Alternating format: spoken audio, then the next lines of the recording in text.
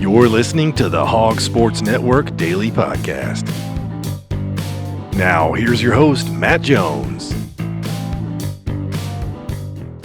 Happy Friday, everybody. I'm your guest host today, Christina Long, filling in for Matt Jones. Your regular host will be back on Monday. It is a dark and stormy day in Fayetteville, and we expect that's going to impact this weekend's baseball series against Missouri. Waiting on official word here as we record during the 10 o'clock hour, but we'll have updates throughout the day and throughout the weekend on schedule changes if they happen on wholehogsports.com, so you can keep up with everything there as we share updates when we get them. On the show today, Ethan Westerman is going to join me in the studio, and we're going to talk a little bit about what we heard from Sam Pittman yesterday at football. Ethan went over to practice and observed again their 8th spring practice, so we'll talk a little bit about takeaways from that, as well as some other Arkansas sports news from around campus. We've got a little bit more women's basketball, a little bit of gymnastics after the first round of NCAAs last night. But first, we're joined by Matt Michaels, the color analyst for Mizzou baseball, who's here in Fayetteville. He's over at Baumwalker now, getting ready for calling the game, whatever games they're able to play this weekend. Matt, thank you so much for joining us. And you and I talked a little bit before we started about what it's looking like over at Baumwalker, but what do you see out there in terms of the water? Yeah, I have the press box view, and thanks, Christina, for having me. It is a little bit of ponding on the apron in front of the third base dugout, a little bit in left field. I mean, a field like this, a great surface with a great grounds crew, it could clear up, I'm sure, if the rain stops. But we all know the rain's been persistent here at about 10:30 as we record this on Friday morning. So we'll see. I know what the forecast says for later. I haven't heard anything one way or the other about where game for Friday night stands, and certainly for the rest of the weekend. So I think it's still touch and go right now. So Mizzou baseball, not necessarily new to weather issues, because wasn't there a series at Texas affected last week too? I remember seeing a lot of photos from that series, some weather problems. Yeah, that was interesting. You know, the series against Texas, they played on Friday, no problem. But before Friday's game, they announced a doubleheader on Saturday, which was, I don't really know what came of it. There were concerns for weather on Sunday. It turns out that Sunday later in the day was actually fine in Columbia, so maybe they could have played all 3 days.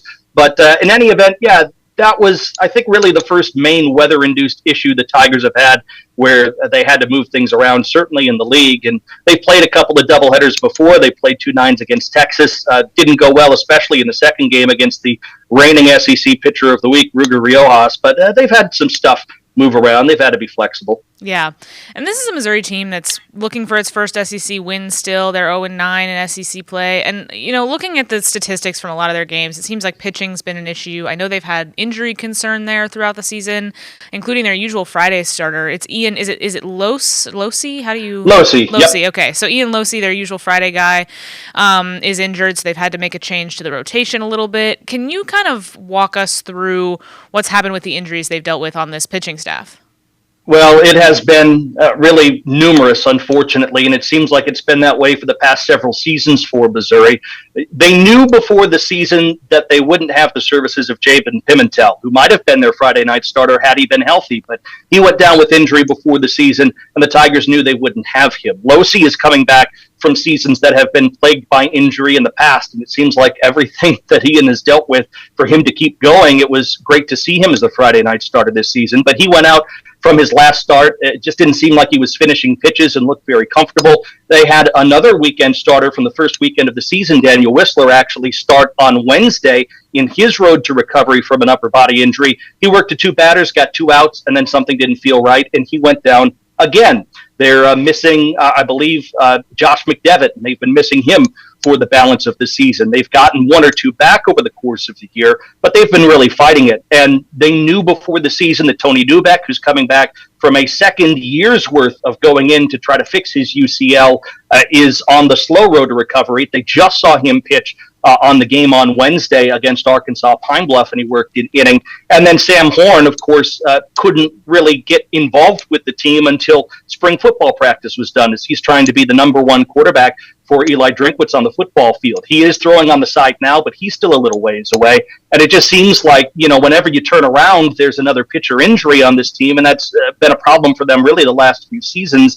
And unfortunately, you've had to throw some younger guys in the fire, or maybe some players without as much experience, and that's where the struggle has come. You know, it's a team right now that has an ERA overall that is just astronomical. I mean, they had a 5.80 last season, and that was actually pretty good compared to some of their peers, but it's a 7.95 now, and they just have struggled at times to throw enough strikes and enough counts, and they've gotten themselves in their own trouble, and opponents have been able to take advantage of it. If they cut that down, I think they'd be pretty solid. I think the stuff is there, but they're a little bit more thin due to the injury, and they've had some strike throwing and consistency problems, and that's why you see the elevated runs support for other teams and why they haven't been able to keep them off the board. Right, and then the availability report comes out, and Jackson Lovich, their top offensive guy, is on there as questionable. Do we have any idea of what's going on there with him? I know we'll get another report before the game. Well, we'll see, because what happened with Lovich is late in the game on Wednesday against Arkansas Pine Bluff, it was a tight ball game, and the Tigers were chasing the game and finally came back to win on a walk-off in the ninth inning, but Lovich slid into second base, and on the throw, the shortstop came down and cleated him in one of his legs. And you could see the pants rip that was there, and they wanted to play it safe with Lovich, took him out. He had a wrap. I don't think it's very major, but I'm sure the Tigers wanted to be very cautious with one of their best offensive threats and their starting shortstop right now. So we'll see. I mean, Lovich is on the trip, but I don't think it would be very major, but we haven't heard anything official. We'll just all have to find out together. Right, yeah. Arkansas fans will recognize his name because he's the brother of Ross Lovich, a former Razorback. And he's, like I said, been their top offensive guy. Some stats on him. He's hitting .368. He's got 7 home runs and 33 RBI, all of which I believe lead the team so far. So what has he kind of done well? And was he expected to be this kind of offensive leader for them this season? I think coming into the season, you would have expected him to be an offensive leader. He had 10 home runs as a sophomore last year. He was one of the top players, in fact, in terms of overall hitting, the top returning player by average on this ball club. He has the levers for power. He's able to hit to all fields. He can play solid defense, and he's played all over. The team started the season thinking that Jackson Lovich would be their starting third baseman. It didn't work out the best there. He's actually better served as the shortstop right now on this team, so that's where he's been getting the bulk of the time. He's also played first base and center field in his time in Columbia. But he's a guy that I think you can't afford to have his bat out of the lineup, especially when he's being selective. And he's done a much better job of that. In fact, just on Tuesday, he had a career game. He had 2 doubles, a grand slam home run, and he drove in 8. So his career night offensively as a collegian was on Tuesday night. And he's the type of guy that you can see as a true power threat in this lineup. I think him, Mateo Cerna, maybe the most 2 consistent offensive threats that Missouri has had throughout the entire balance of the season, and Lovich especially recently has come on strong. Missouri has kind of a unique situation on their staff with longtime coach Tim Jamison back as an assistant. You know, he's had such great talent on his teams and on his staffs. Arkansas pitching coach Matt Hobbs played for him and coached under him. Tony Vitello, same kind of deal. Dave Van Horn knows him from Team USA, he said yesterday. That's kind of unique, bringing a Mizzou lifer back as an assistant in a decision Carrick Jackson made. What does that do for the program, having a guy like that was part of the program for so long, and what kind of is his role with this staff? It is very unique. You know, when the announcement was made and when Coach Jamison was back in Columbia, I talked to him just, briefly about it. And he said, I'm glad to be back as a pitching coach. You know, he really got into it to coach pitchers. And you think of all the great ones that he brought through Columbia, names like Scherzer and Gibson and Crow. And he really does have a way with pitching mentality. And certainly he calls the games for this team through the pitch comp. He knows how to handle the staff. He is certainly able to be relied upon by Carrick Jackson for, a really great sounding board as someone who did this for a long time and successfully in Columbia, but it's Carrick Jackson's show to run. I think they work very well together. Of course, Coach Jay coached at Southern Illinois for a former Mizzou assistant in Lance Rhodes for a minute before Carrick Jackson got the job at Memphis and said, hey, Tim, would you be my pitching coach? And he said yes, and it was a natural fit for the two of them to move over to Columbia. I think he has a really good temper around this staff, a good demeanor in terms of how he works with people. I think that the players really do take to him. It's kind of an older school approach, but everybody can take it with their own technique. And it's just been, I think, unfortunate to see that the results on the field haven't been what anybody would want this season. But, I mean, you look at what last year the Tigers did in a similar spot with pitching injury, and they performed pretty well. When they're strike throwers, the stuff is really good. I think that, you can't coach anyone to not to throw strikes when they're not able to or haven't been. At some point you got to go out there and do it. But I think he's been a good addition to the staff. He worked even for some years at Missouri in the athletic department, even after not being the head coach. So his dad was a Missouri football coach long ago. He's a Columbia lifer. And I think it was a unique opportunity, one you wouldn't see everywhere. But with Tim Jamison, I think it's a good fit. And you mentioned last season, and last year was Carrick Jackson's first at Missouri, and it was a tough job for him to take, right? I mean, Missouri has had a hard time since moving up to the SEC, and the record hasn't been good this season, and they've struggled. But is there anything you've noticed that's different or better, or just a change from year one to year two under Jackson? Well, I think before the season, Coach Jackson was definitely telling people that, this team was able to have more ownership of itself. I think he really liked the way that they melded together. I think this team really gets along and they keep fighting. It's not like you have some sort of issue in the clubhouse. I do feel like, going into year two, the expectation and the standard that returners could have of adjusting to how he handles business and the expectations he has for his team is something that he wants to rely on a little bit more. And, the club, it hasn't always responded in wins and losses, but part of that has sometimes been, you just don't sequence things the right way. If there's a game where you don't pitch so well, the offense hasn't come around enough to save it. Or if the offense goes away, that's the good pitching day. So I feel like in terms of the way that he wants to run things, things are pretty consistent. He wants the mentality of this program to be, I think, a little bit more confident and a little bit more understanding that if they handle their business and if they play clean baseball, which he says all the time, then they'll be in position to win games. And if they play clean, he's going to be fine with where the results are. There haven't really been too many occasions in which I think he and the staff has felt that they've played clean enough. We're going to see down the stretch of this season if they can find that. But in terms of where things are, in terms of program standards, he's not going to make excuses for location or situation or anything like that. In the end, you've got 60 feet, 6 inches, 90 feet between the base paths. They give you baseball and bats. Go out there and play your best. And that's the standard I think he holds this program to. And that's been pretty consistent from year one to year two, to be honest. We talked about all the pitching injuries, and, they've announced a rotation, I think the first two guys, and then Arkansas is going to go with their same rotation, maybe changing the order depending on when they're able to get games in. But, for the guys that are available and the guys that are not hurt, what can you tell us about what Arkansas might see from the pitchers that Missouri does have available? Well, it does look like we'll see Caden Jacoby, and part of this has just been thrown in flux because of the way things have gone and a shorter staff, and it's kind of been, whoever's available on that day. And Jacoby can be a solid strike thrower. He doesn't necessarily blow you away with his stuff. I think there are plenty of pitchers on these Tigers that are not going to necessarily light up the radar gun, but if they throw their pitches in a good mix and they locate, they can absolutely do the job. And Jacoby's a little bit more of a veteran. He's had time in this program from last year, so expected to be the Friday night guy. Brady Kellenbrink, as a freshman, scheduled as the starter in game two, and he's a great competitor. He's a freshman, so he's had some freshman moments, but he went out in really an emergency situation a couple of weekends ago against Ole Miss as Will Libbert, who's a redshirt freshman coming off of Tommy John, who the Tigers really like and has the makeup to be a very good starter in the long term for Missouri. He had an injury. I think he cut a finger on his pitching hand, and so he was thrown off turn. And so that put Kellenbrink into a Sunday against Ole Miss, and he threw very well. I think he struck out 5 or 6. He worked 3 solid innings in an emergency role. He actually learned about it that afternoon when he got to the ballpark. So you'll see him at some point, and I think the staff is excited about the potential there.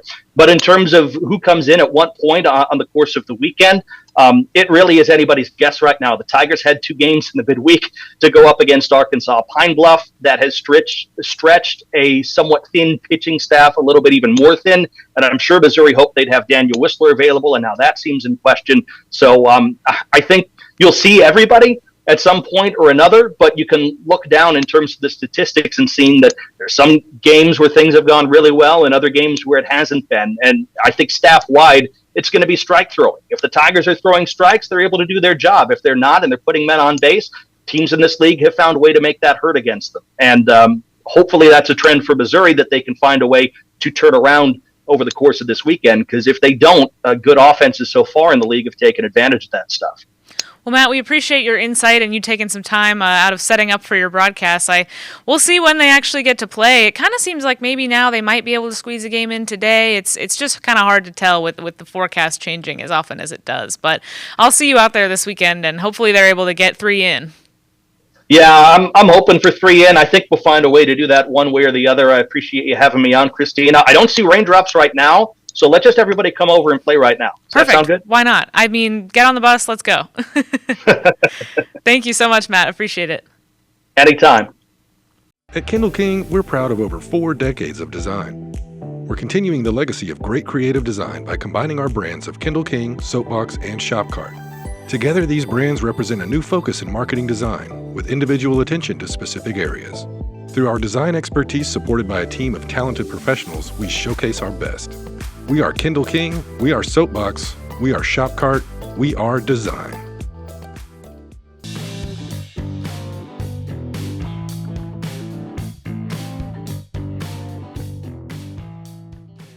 Welcome back. I'm joined now in the studio by Ethan Westerman, and we're going to talk a little bit about what we learned from Sam Pittman in Arkansas football practice yesterday. First, I want to tell you about our friends at Bentonville Glass. They've been serving their community since 1971, and they are committed, professional, and versatile. If you're looking for a quality leader in Northwest Arkansas and for skilled craftsmanship, you can choose Bentonville Glass for all of your glass market needs with the highest quality products. You can visit them at 507 South Main in Bentonville or at bentonvilleglass.com. Ethan, we were over there to listen to Sam Pittman speak yesterday, and then you were able to go over and watch practice. There was a lot of general manager talk yesterday with Pittman and a lot of wide receiver talk, 2 of kind of the hotter button topics throughout the spring right now. So let's start with general manager, because we had talked to Coach Pittman about the general manager position before it was reported who they were going to hire, and then before they made it official.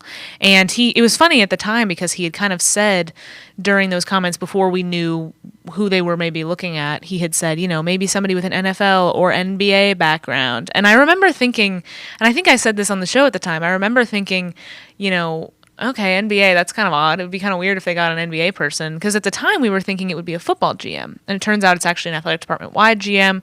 They bring in Remy Cofield from the Celtics. And it was funny. It proved to be, prophetic. I think he maybe had a clue what was going on when he spoke. But yesterday, he talked a little bit about what this is actually going to look like with Cofield. And I think there's been a lot of concern from fans and from those of us on the outside about the idea of having a basketball guy who is running, the contract and financial system for the athletic department in terms of when it comes to player negotiations. And that he's going to be over, running point on kind of all sports. And it's not totally clear if he's, how they're going to build maybe a staff or a department for this, how this operation is really going to work. And we kind of tried to get as much as we could from Pittman yesterday. And he basically said he's going to be very involved in all of these meetings that they're having as they evaluate portal guys. And it sounds like he will be involved in all those meetings as they evaluate, but I also don't think they're expecting him to come in and be a football talent scout. I think it's going to be a little bit more like they look at who and what they want, and he helps them figure out who they can get. Is that kind of the same impression that you got? Yeah, that's the vibe I got. It seems like he's more of like a, let me help you get what the price range should be based on what y'all have told me type of deal. That's the sense that I got. And I mean, I get it. There's those concerns probably aren't going to go away from people about the only basketball background until he can prove otherwise, like that it shouldn't be a concern. Certainly seemed like Sam Pittman feels a relief about having this role, because it's less of, he talked about having to, like, as the head coach with these negotiations in the past with NIL deals, have to be the good guy and the bad guy. And it's like you go from being on the practice field where you're just coaching to where you're all of a sudden having to just play this role where it's good guy, bad guy. And it seems like now he's going to get to focus a lot more on the coaching, and it's going to be up to Remy Cofield and I guess whatever staff else there is to kind of play that good guy, bad guy role with figuring out how much you can afford for a player. And honestly, some of these conversations, I'm like, are the players even going to really hear them? Because they're now with this role, you can kind of be proactive with your price tag of what you're kind of looking at with players. I know Sam Pittman mentioned that, like, he literally after that news conference was about to go look at 5 portal guys and determine like how much maybe you could like get them for. So I just think that there's a lot of stuff that's now going to happen front end, especially with like the whole NIL deal clearinghouse. There's like the third party now, maybe Deloitte or somebody. Nobody knows what it's going to look like yet, and that's Yeah. one of the things that has to get ironed out before the settlement gets approved, which For could sure. be next week. But that's one of the biggest kind of hang-ups is what is this clearinghouse that's going to decide whether NIL deals are legitimately for market value or if they're kind of a fake, like post an Instagram ad and I'll give you $200,000. You know. Exactly. So we'll see how all this shakes out. I know the revenue sharing for a school like Arkansas should help. Like, I mean, you're all of a sudden able to pay them out of your department's funds a lot of money. Yeah. So I think, no matter what, I think that this will help Arkansas from a financial standpoint. It's now just a matter of, I think, seeing how this piece of funding for athletes shakes out with the NIL deals that will still exist, but now there's trying to be more transparency with it, trying to have more like what is legitimate NIL, like we were talking about. It's just there's a whole lot of things at play, but I think by and large the revenue sharing should help Arkansas, like just from a holistic standpoint of this is new revenue that they have to share with athletes. And I think it's just such a relief for Pittman and for coaches everywhere that, you know, as they've been doing this, I think the relationship between coaches and players has eroded some because, as Pittman has said, the coach is kind of the bad guy. And so there's an idea that, well, Coach Pittman won't pay me what I'm worth, or Coach Pittman's holding money from me, or whatever. And this is happening to staffs across. This is not a Sam Pittman or Arkansas problem specifically. But I think that was something that he was talking about how it makes it personal in a way that makes it hard to coach and run the program the way that they're used to running it. And having this person who is kind of more in charge of that, while still, you know, Pittman kind of, he's asserted that he has the say over who's coming and go, you know, who they get, who they want. But someone who is kind of taking the lead on those negotiations and helping them kind of figure out what's available to them will take a lot of that pressure off and help, I think, the relationship piece quite a bit. Yeah, because it's like we think a lot of times with these player negotiation about like just bringing guys in, but I'm curious once it comes to the retention part of your roster, like how that looks, because that is a situation where like Sam Pittman will still, like if somebody doesn't feel like they're getting, you know, paid the amount they deserve, the head coach will still take a lot of the like. Sure, they'll hear about it. They'll come in the office and talk to them. Yeah. But end of the day, it's like this is what we deemed. Like this is just this is how it is. Like I mean, and it has to be a weird friction for a coach these days, like having to try and walk that line of be a player's coach, but at the same time, sometimes you just can't. You also have to be a boss, basically. Yeah, of, and so of employees, I even though they're technically not employees still. I found it interesting yesterday that Sam Pittman literally said he has been naive a lot of times about guys leaving. Like he said, I mean, he mentioned that there are some guys that like you can just tell based on body language, like they're checked out by the end, and then like you have an idea, like okay, they're transferring. But he said like there's been quite a few that literally on the field coaching them, like he had no idea they were going to leave. Well, I think my interpretation of what he said was more when he's coaching, he's not going through and watching drills and going through coaching with, okay, I don't need to focus on that guy because he's probably going to transfer. Yeah. Like, he's not thinking of it as like, well, that guy's not going to be here, so I don't need to worry about him. Yeah. I think that was my read on what he was saying about it. Was one of the, it was one of those where it was like, I was having a hard time like deciphering. I'm like, what do you mean by that? I got kind of that sense and it just doesn't cross his mind. Like, he's not like sitting there like, well, this guy's gonna. And I'm sure he's thinking about it, right? Because they have to think about it all the time. But he's not, neglecting certain players because he just, the way that it's different than the way we might talk about players. And we might go, all right, well, this guy's probably going to hit the portal. Or it might be in this guy's best interest to hit the portal based on, an outside view. And it sounds like he tries not to take that approach so that he is not, because I imagine if you start treating guys like they're going to transfer, it's a self-fulfilling prophecy. And that forces them into transferring, Yeah, because he segued with this just of like how he's still going to coach the way that he coaches. And I think that what that gets to the heart of it is just that he is very much set on like my job is to coach you, my job is to try and win games and be a good coach. And it's like the moment that I know some players, they'll let the money aspect maybe affect their game and affect we've seen it. I'm not going to drop names, but like players who literally like probably an injury they could come back from, but like they don't ever because you can tell they're probably holding out to try and leverage for. And it happens at other schools. It happens too. I mean, everywhere. It's everywhere. Yeah, it happens everywhere. So it's like I think that what Pittman was getting at is like as a coach, he's not going to. He's not going to opt out of coaching them because he thinks they might transfer. Exactly. You know? So it'll be interesting to see how it shakes out. I think that it's very much the overarching theme of all the general manager talk was it is a relief for coaches to have this role. And it's Sam Pittman used the word buffer over and over. Just like it creates a nice little buffer for him between him and the athlete in these talks. It's so that he doesn't have to be like the ultimate. I mean, he is in a way the ultimate, like we're keeping or we're getting him, whatever.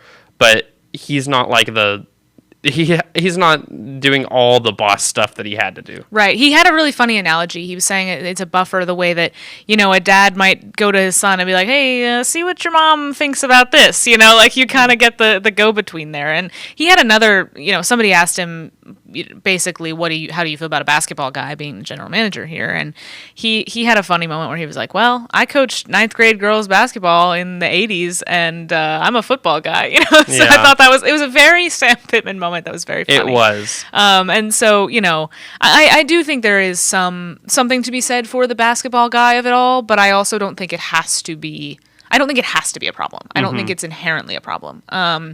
Or a bad thing or a sign that they don't care about football anymore. I don't think it has to be that. And I don't think Pittman believes it has to be that. What it looks like in practice and how they kind of build a staff around Cofield and what the plan is for that, we aren't sure yet. That will remain to be seen as they kind of build this thing as they go. But the other big topic yesterday was wide receivers. It's been a hot topic all spring. We've written about it, talked about it. And Pittman really said pretty explicitly yesterday that there's 4 guys that they feel really good about. And it's Raylan Sharp, Cam Shanks, Ismail Cece, and Omega Blake. And those are, somebody asked, do you know who's going to be kind of the guy? And he was like, no, but it's going to probably come from these 4. And I think that's pretty clear when you watch practice. CJ Brown's been with the first team, but he's, to use a Pittmanism, I haven't really felt him in practice. He hasn't stood out much. He hasn't been bad, but he just hasn't stood out the way that some of these other guys have at times. And he kind of talked a lot about how these are the guys that they feel strongest about. Now, he also said there's not necessarily an Andrew Armstrong in this group, and that's something we've talked about before. He had said that before. But he also mentioned that with Armstrong, you kind of had to see they saw the potential, especially coming into his second season, but they had to kind of wait and see what they were going to get in a game. And I think that's kind of where they're at with some of these guys. They see potential, especially in a guy like Omega Blake, who has flashed and made some cool plays and looked really good. And it seems like he has the work ethic. It seems like Pittman has alluded to that. But what it looks like in a game is going to tell you more about who the next guy is going to be. For sure. And I mean, he mentioned yesterday that right now they're at a weird situation where they have, and we've talked about it all the way leading up to spring, and even in spring is they have a lot of small, fast receivers. And he was mentioning we can't have all of them on the field probably at the same time. He said they have gone literally 5 wide at times just because they feel like they have guys that can play. But he's Sharp and Shanks,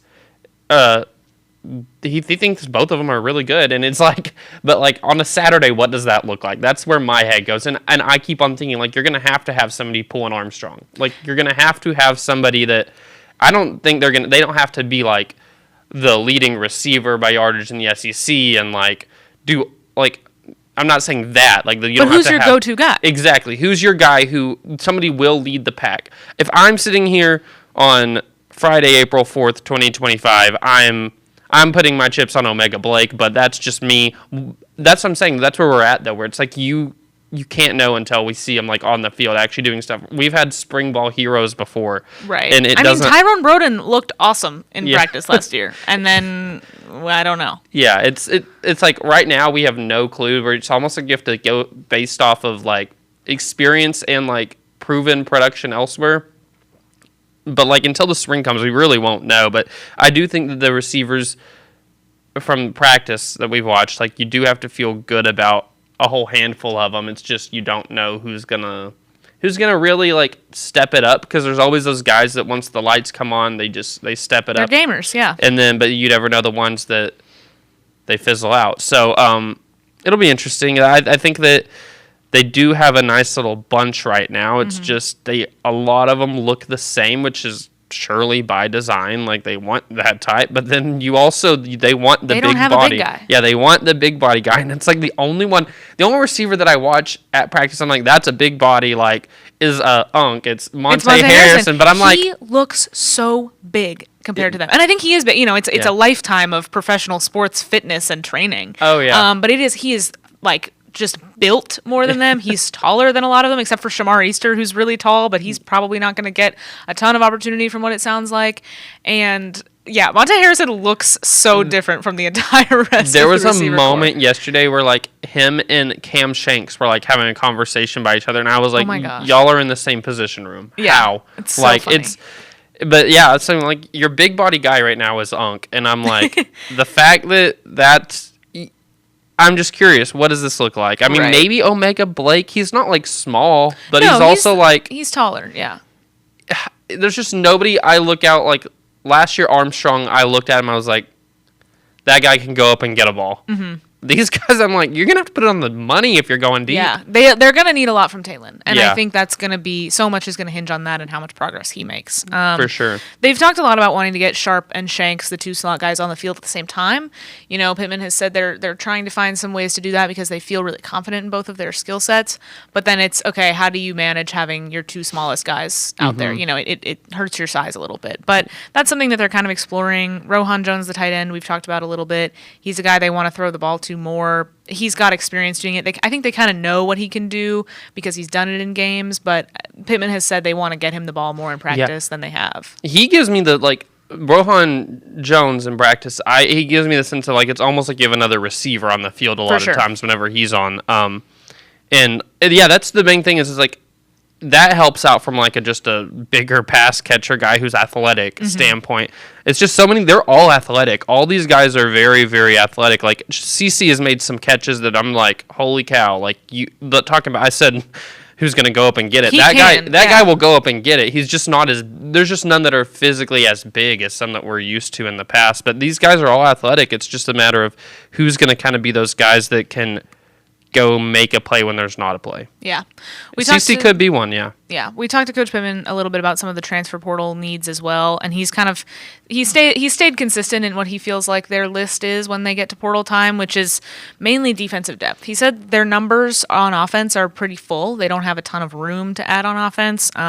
He said they could maybe want a receiver if they have the room and if they have the funds. But as far as defense, depth, particularly at safety and at defensive tackle, defensive end, sure, too, but I think defensive tackle was a lot of what he talked about yesterday, and safety are where they feel like just numbers-wise, they just don't have the depth. And so I think you'll see them kind of try to go get some depth pieces, some guys that they could trust in a game, but I don't think you're going to see them spend huge on some of these guys. And he also mentioned the idea of, another veteran linebacker, but that kind of depends on how much money is available to them, and they might get a guy who's experienced at a different level. You might not. I don't expect to get a Xavier Sori coming from another SEC program with experience, but you might see somebody more like what they got in Steven Dix or Larry Worth, who had played a lot but had were looking to move up a bit. So we talked about the portal sort of idea there, and we'll start to see that heat up. It was interesting to hear that they're already starting that evaluation process because some guys have announced they're going in the portal.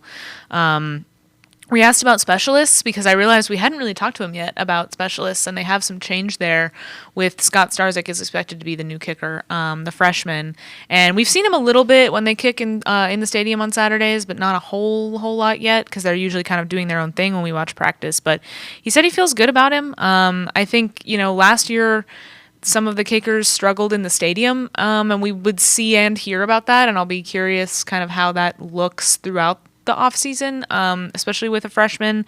But he's a highly rated guy. I mean, he was the number one kicker in the class by Cole's kicking, wasn't he? So I think they feel good about that. Devin Bale's back. I know you're a big Devin Bale head after you wrote about him a couple times last year. I somehow adopted him. Like anything Devin Bale related, I wrote it last year. The Devin Bale beat, yeah. I was on the Devin Bale beat. I mean, I wrote, like, it wasn't just like, oh, dude got thrown on the midseason Ray Guyward. I wrote, like, I literally was like, I'm writing a Devin Bale story today. It was the Tennessee game, too. You wrote about him being this great game. If it wasn't for him, they don't win that game, and I will die on that hill. But anyway, yeah, no, and I think I mentioned it yesterday or 2 days ago, the last time I was on the podcast. He was kicking like away from the wind, like wind aided the other day, and he was booming punts like 60 plus. I was like, I see you, Bale. Devin Bale hype. I know, throw him in the Heisman talk. Yeah. So him, and then they get their long snapper back in Ashton No, an experienced guy that helps. And then he talked a little bit about return specialist and how, Cam Shanks, that's a large reason they brought him in. And I think when Shanks first committed, I at least was wondering, an All-American return specialist, how much are they going to want to use him in the offense? How much can he help in the offense? Because he is quite small. He is very fast. What does that look like offensively? And it has turned out to be, it sounds like they actually feel very good about him as an offensive piece as well as a weapon, a real weapon in the return game. Yeah, for sure. That's the vibe I got yesterday was like, Cam Shanks, punt returner. Like, I mean, it's not that surprising. I mean, we kind of expected it, but it seems like that is for sure the route they're going to go. But yeah, he's been in the offense a lot more too. Rodney Hill, they want him in kick return, I know, which it's like they're getting skill guys in those return spots, which I know like a lot of places, like you'll see like defensive backs and stuff kind of be back there. It's like Petrino has always loved having some skill guys though back there returning stuff. I think that which I know it's Scott Fountain who runs the special teams, but it's just like you seem like there are pieces usually on a Petrino offense that can get thrown right into like a special teams role. And they had some great return specialists on those Petrino teams. Yeah, I mean Joe Adams was as good as they come. It's just like, we're at that point in the spring where we're not seeing guys hit with full pads and like seeing actual simulations, so you just kind of like guess, and you're seeing like things that should translate, like this dude is extremely fast, like surely that helps in the punt return. You're seeing, and he's experienced in it too. He's experienced. You're just kind of having to estimate who's going to be in what spots. But yeah, it sounds like I don't know, it's like hard to gauge special teams at this point. I'll be curious, the spring showcase, spring game, whatever you call it, that's like whenever talking about field goal kicking with Starzik, that's whenever I'm like, that's the first I'm like, okay, there's people in the stands, we're in the stadium. And it was rough last year. That was kind of when, and we had seen it a little bit before in practice that there was maybe some shakiness, and it was rough in the spring game last year. Yep. So that'll be a test for Starzik, I think. Yeah. Let's say there's not always things you can like truly glean from a spring game, but I think field goal kicking is one that you can. I mean, I know kickers can have just an off day, but I do think that if you have a really strong day, it says a lot. Yeah. So one more thing I wanted to hit while we're here on football is we've heard, I feel like, a lot from Coach Pittman about Danny Saili. Yep. Especially as they've been kind of a little shallow on the defensive line, especially with Cam Ball out at tackle for the spring after having surgery. And he is really high on Danny Saili. He said, yesterday he expects him to be a rotational piece. Maybe you're not going to see him start. Maybe he's not going to be out there with the ones all the time. But he's going to be somebody that helps them. And I think last year when he came in, I was iffy on him because he had come in. He had transferred, done spring practice at, was it BYU? That he did done spring practice at BYU, then transferred again. And so he had a cup of coffee at BYU, gets back in the portal, and comes to Arkansas. And, there was some concern about the size he came in at and if that was a size he could play at or what was going to be the thing there. And Pittman has been really impressed with the strides that he's made technique-wise, size-wise. He said he's earned a ton of respect from the team, and he's not a guy we've talked to yet, so we haven't gotten to see kind of the personality there, but it sounds like, you asked about, other leaders on the team besides the obvious guys we know about with Taylon Green and Fernando Carmona, and he mentioned Danny Saili in the group of defensive guys that he talked about, and I think that's interesting and something to track. I think he'll be a rotational piece that we see more often. Pittman brings him up a lot. Yeah, and it's one of those things, like, whenever I show up to a practice, like, before, the most noticeable thing at all, like, before you even look at what's happening on the field, like, play-wise, like, a lot of white jerseys, that's the offense, not a ton of red. Like, there's just way more offensive numbers than there are defensive right now, which goes into what we said about needing to get in the portal and add some guys. So it's, because of kind of the way the roster is right now, there's guys on defense that I think that maybe last year would have, like, you just aren't noticing him as much, but now, just given the numbers, it's like I'm paying a lot more attention to, like, the defensive linemen and stuff and seeing who they have there. And the biggest thing with him, with Saili, is he is like, there were practices whenever he came in the fall camp last year. I was like, he's not making it through this practice right now. He's just not at his size. He's not in the conditioning playing shape, to get through this right now. Like, he's getting through it now, and his body is not like transformed like Ian Gerard's has, in my opinion, just like looking at him. But it's like he has changed. Like, you can tell he's been in an SEC strength and conditioning program now for a little bit, and he is gaining that respect. I mean, I think that's one of those things that maybe they just identified a guy that they knew this would be a project, and they felt like they had last year enough pieces to maybe, like, it's not going to be as pertinent to have him ready right then. And maybe this was all along like a project. But it is like, he is a guy that you're seeing like out there very, very often right now in the spring. And yeah, we'll see. It's right now, I mean, without Cam Ball for the spring, it's giving guys like him a shot to prove themselves. And I know Ian has, and it seems like Danny Saili has. But that is a spot that I'll be eager to see, like, what they do in the portal, just because it's like numbers wise, like, this goes almost everywhere on the defense. Numbers wise, gonna need to add some guys, just because right now it's like they might not feel bad about who they have. The ones, like, they might actually really like it. It's just you probably need a lot more depth. So. Right. And they've got David Oki back. He's a little limited right now after he was injured, but they don't know quite what they have in him yet, the Abilene Christian transfer, because he hasn't really gotten to play the way that some of these other guys have because of injury. So that's another kind of question mark where we aren't really sure what he adds depth-wise. Yeah, for sure. And it's just, we won't know till they start throwing on the pads, to be honest. Right now you just get a sense of what the coaches are saying and what you're seeing in limited practice. But I do think that these are, you're seeing some guys step up in a way that we haven't seen in the past, and that's important. Yeah. When we come back, we're going to talk some other Razorback sports news. We've got some women's basketball updates after we talked the other day about it here on Wednesday, and then Kelsey Music was on the show yesterday. If you missed that, be sure to look for it in the podcast feed or on YouTube. A great interview with her and some insight into how she's kind of approached her first couple weeks on the job. And then we'll talk a little bit of maybe some softball and some gymnastics here before we wrap it up for the weekend. At Kindle King, we're proud of over 4 decades of design. We're continuing the legacy of great creative design by combining our brands of Kindle King, Soapbox, and Shopcart. Together, these brands represent a new focus in marketing design, with individual attention to specific areas. Through our design expertise supported by a team of talented professionals, we showcase our best. We are Kindle King, we are Soapbox, we are Shopcart, we are design.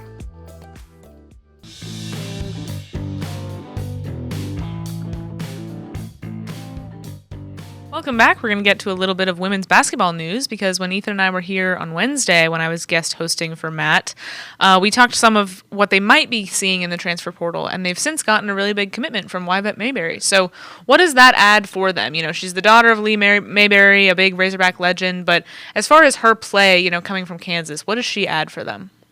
Right off the bat, experience. I mean, that's something that you cannot put a price tag on. She's played in NCAA tournament games. They don't win against Michigan last year. She came from Kansas. They don't beat Michigan in the first round last year without her. She started, like, if not every game, close to every game for 2 years in a row there.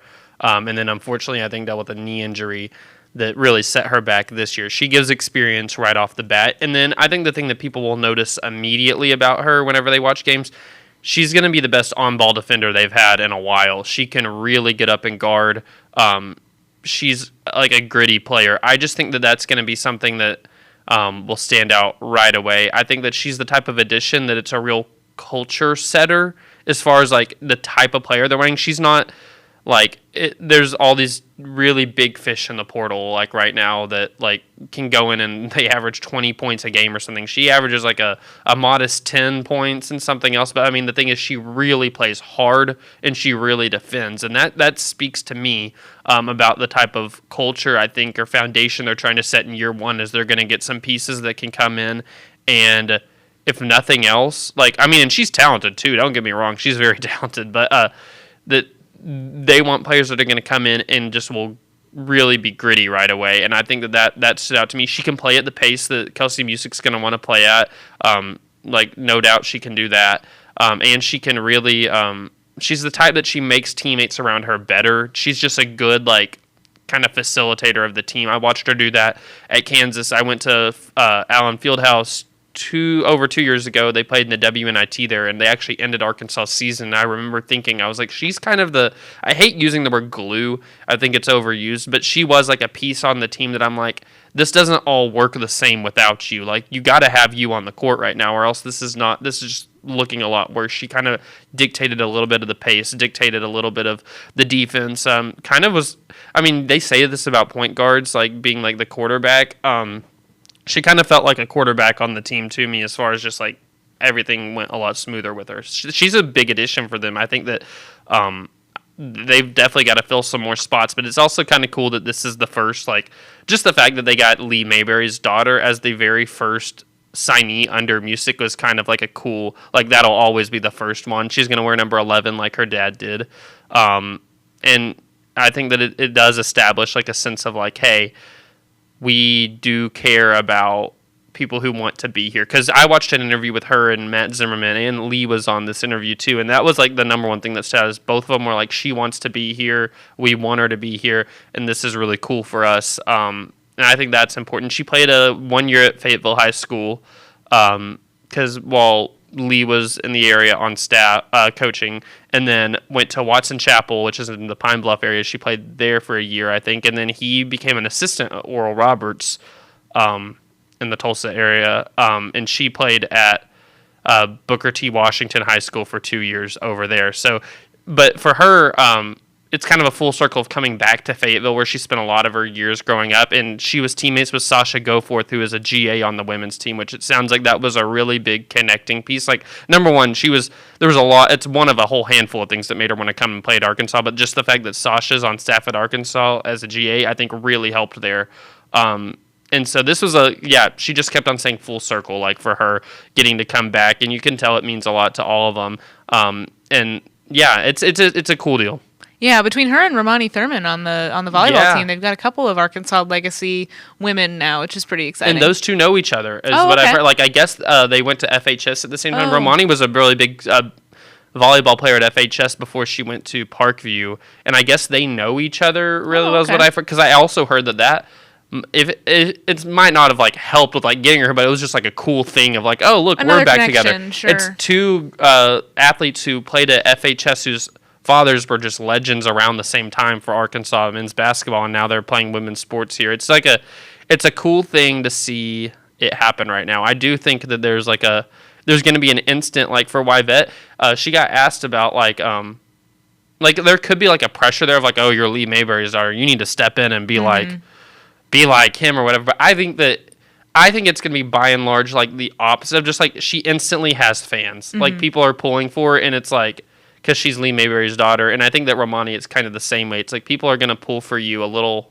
harder, just because they know that the history there, and they really like think it's cool that somebody who did so much for the program years ago that it's now a generational thing. That's what I think resonates with fans. And I think that it was a great, like I said, just first edition for Music. It's one of those that instantly gets people, number one, some name familiarity with the Mayberry last name, but also just like a understanding that like this is the type of player that she wants. And that's like I don't know. It was a win-win on a PR standpoint for the program, and also just for like, she is a good player. Like, people will notice that too. Like, you don't start at Kansas on an NCAA tournament team like that and you're not good. She's very good. Yeah, it's interesting. I remember Anthony Christensen wrote a story on Romani Thurman last season for a Hogs Illustrated issue. She was on one of our covers, and something that was interesting to kind of hear from that family about was her making her own way in sports and not being just Thurman's daughter, just the latest Thurman. And it sounds like the same kind of thing with Yvette, especially because she's in the same sport, where it's not just, oh, she's here because she's Lee Mayberry's daughter. She like you said, she is talented. And then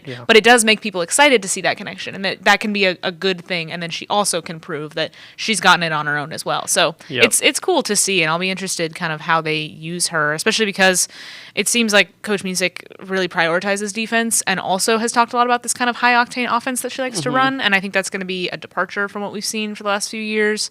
There's a lot of connections, like you said, and I think that's why getting her as a first commit is so big, because of all those connections. For a new coach to have someone who has connections to the state, that helps a lot when you're building your foundation. And something else that she's done is retained a lot of staff. And she retained Nick Bradford, a Fayetteville guy, an AAU guy, really plugged in. So, you know more about Bradford than I do, but what does that kind of do for them? Retaining him and then the other pieces that they've kept on this staff from previous years. Retaining Nick Bradford instantly gets you connections in the local AAU circuit that you probably don't have otherwise. And if you're a Kelsey Music stepping into this new role, it's kind of vital to have. There's a lot of up-and-coming talent in this area that give it, like the 26, 27, 28 classes.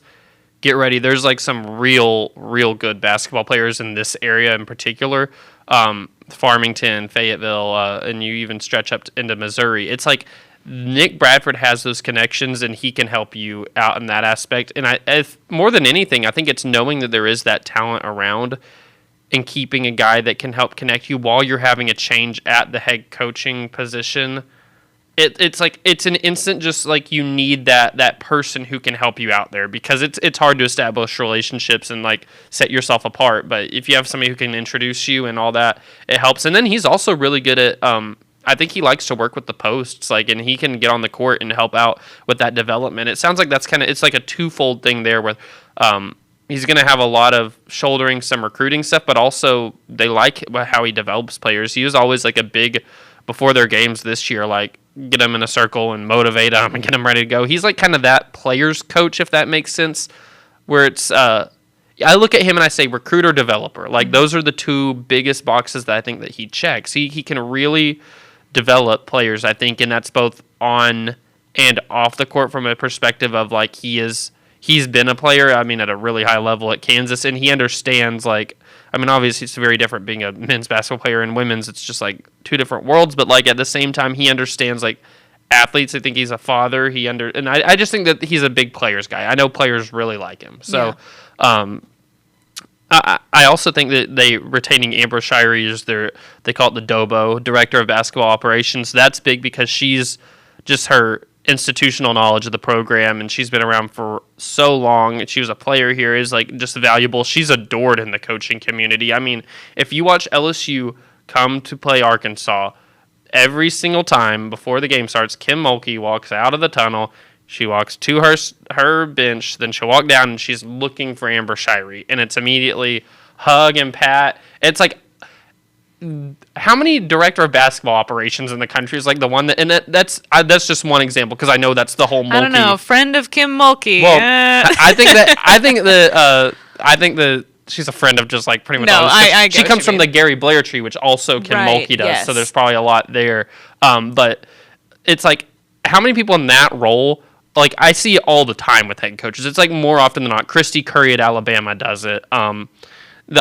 They come and they're looking for Amber to talk to her. I think that she's just very well respected in the whole coaching world. It's like she has a role that's like really like, it's like less, I guess, probably potential to have beef, because I mean her job is just to like, I mean it's just operational stuff. Exactly. But like people love her, and I think that helps you out, that like you keep somebody on the staff that just by and large I've never heard anybody say a bad word about Amber Shirey. It's just like there's not a bad thing to say. Like she's just like so nice and so like rooted in the university, and she knows the program's history. I think that it's important to have that type of person on your staff that can just help you out with understanding things that every program, there are things that you're just like, I'm going to need somebody to explain that one to me, because it doesn't make any sense. That's any job, honestly, that you need somebody that's been around and understands. So that's who she is. She's just a great person, like in general, like, and I think that really helps. And then Lacey Goldwire, that retained her.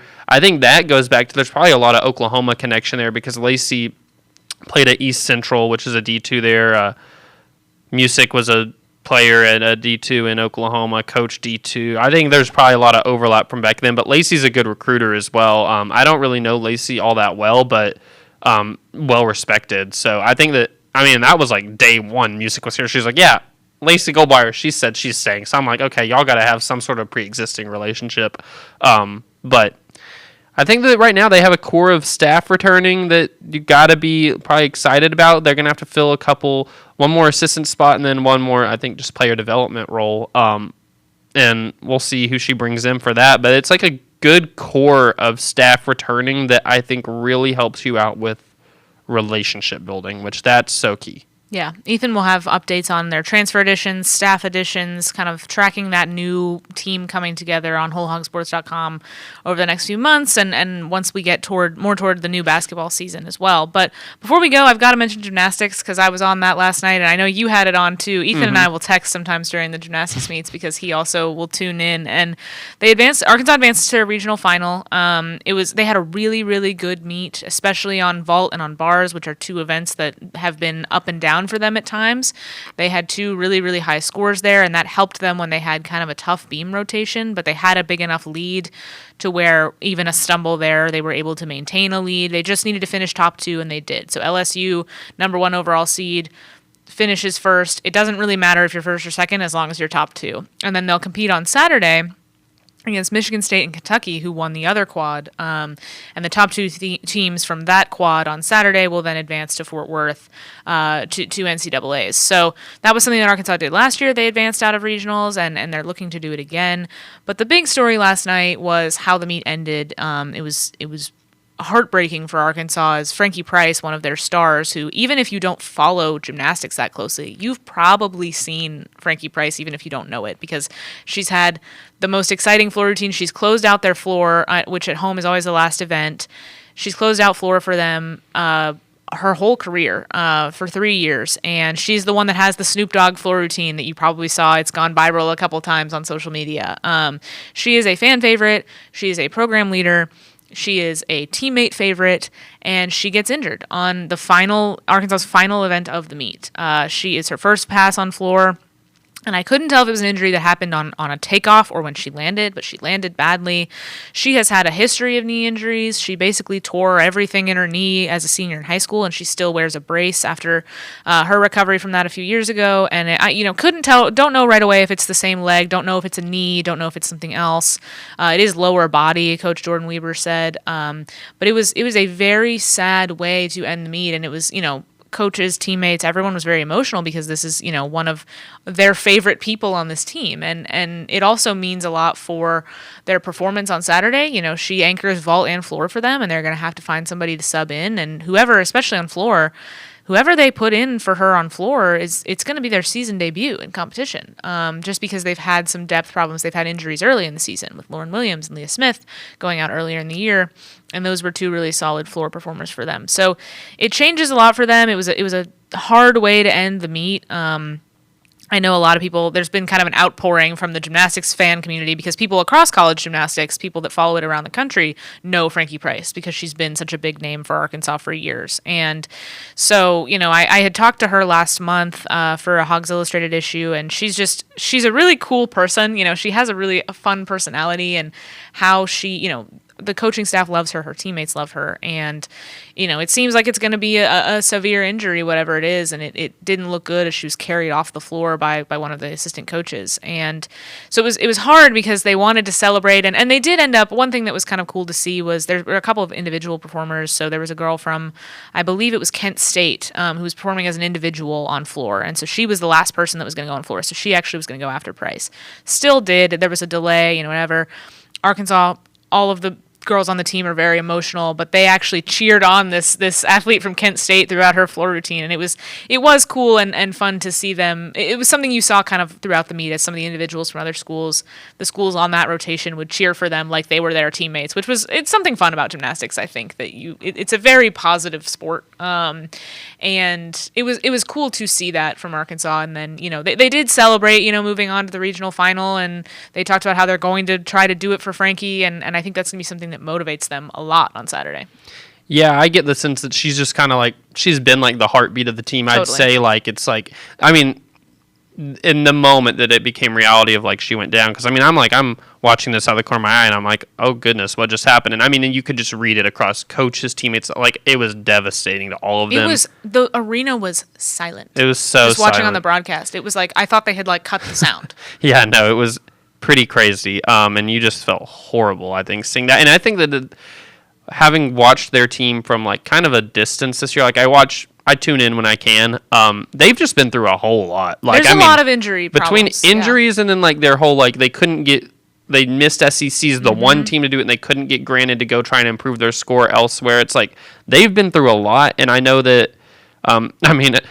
Let's I don't know what game we'll play, but if you've heard this one before, an Arkansas team has been through a whole lot with injuries and with like just things not going their way, and it's like, will it make them stronger because of it, and how will they look the next time because of it? But I mean, that's really hard to shake off because it's like I said, she's like kind of the heartbeat of their team. So yeah, it's a toughie for them. I hated to see it, and it was just like. Yeah, seeing Jordan Weber's reaction, it was like she instantly was just like she fought through that. She stayed on that interview on the TV on the ESPN Plus broadcast, and she did the on-camera interview, and she was emotional, which understandably. Yeah. And I was like, I admired her for even doing the interview because because the injury had just happened, like the meet had just ended, very fresh. And so yeah, she fought through that interview and talked about how they wanted to do it to show their love for Frankie on Saturday. So they definitely still have a really good chance to advance. LSU is probably going to place first, so it's kind of a battle for second between Arkansas, Michigan State, and Kentucky. Anybody can have an off meet. LSU had an off meet against Arkansas, and Arkansas beat them in the regular season in a duel. So you never know, but LSU, I mean, you can presume that they are going to advance. So it's kind of a battle for that second spot, and Arkansas still has a really good shot. Midway through their meet yesterday, I was thinking that they might have they were just doing so well. They could have, if they hadn't had a rough beam rotation, they could have actually scored higher than LSU. Yeah. Which getting first or second in that doesn't give you anything, but it would have given you some confidence. I was going to say, it would have been points. Like, well, that was cool. Yes, it would have been very cool. To say you finished ahead of LSU twice, the number one team in the country, the defending national champion, that would be huge. They had a really good, it's all going to be overshadowed by what happened at the very end, but they had a great meet. They really did. And I think they needed that, especially after the time off that they had. But I believe they're at 3 o'clock on Saturday. I'll be covering that on wholehogsports.com. That'll be on ESPN Plus again. Just a lot going on still. Even with basketball over, there's still so much happening, and it's been fun to cover this spring. But we hope you'll follow along with everything that we're covering on wholehogsports.com. Matt will be back in this chair to host on Monday, and we will see you next week.